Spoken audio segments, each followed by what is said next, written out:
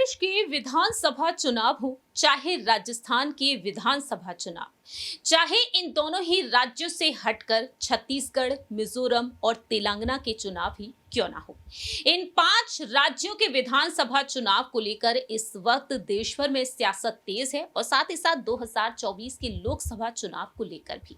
और इस बीच यहां पर आरोप प्रत्यारोप का सिलसिला लगातार जारी है। इस दौरान खुलकर अपनी बात रख रहे हैं केंद्रीय मंत्री ज्योतिरादित्य सिंधिया। कांग्रेस खेमे पर लगातार तंज कसते हुए वह भी देखे जा रहे हैं। नमस्कार, मैं प्रांशी राठौर और आप देख रहे हैं नेक्स्ट 9 न्यूज।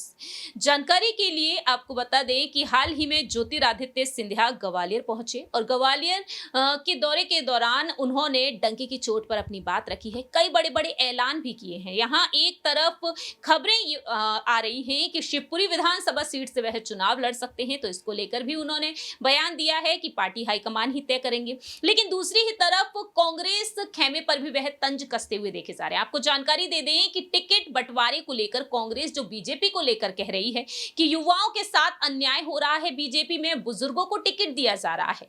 ऐसे में देखा जाए तो सिंधिया ने अब कांग्रेस पर पलटवार कर दिया है।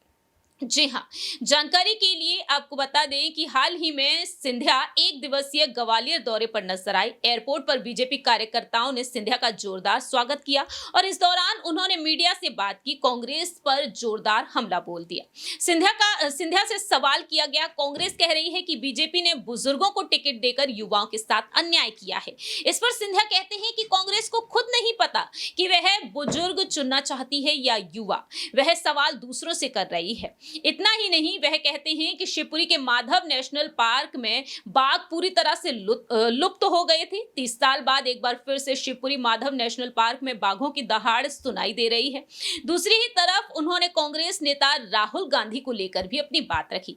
राहुल गांधी जब एमपी और छत्तीसगढ़ के दौरे पर नजर आ रहे हैं तो वह लगातार बीजेपी पर तंज कसते हुए देखे जा रहे हैं।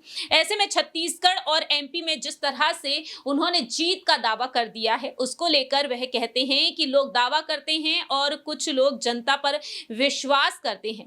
बीजेपी पर जनता को विश्वास है। उन्होंने अपना आशीर्वाद दिया। मध्य प्रदेश में बीजेपी की सरकार जनता के आशीर्वाद के आधार पर पूर्ण बहुमत के साथ ही बनेगी।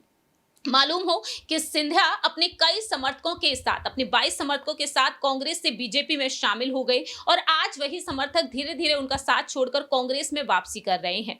ऐसे में देखा जाए तो ज्योतिरादित्य सिंधिया जो डंकी की चोट पर अपनी बात रख रहे हैं, सिंधिया को लेकर यहां पर तमाम अटकलें भी तेज हुई हैं। लेकिन यहां पर राहुल गांधी जो साफ तौर पर चुनौती दे रहे हैं। भारत जोड़ो यात्रा लेकर भी वह मध्य प्रदेश पहुंचे थे बीते साल। उस दौरान भी सियासत काफी तेज हो गई जब सिंधिया ने यात्रा का स्वागत किया था। दूसरी ही तरफ राहुल गांधी के बयानों को लेकर सिंधिया लगातार उन पर पलटवार कर रहे हैं।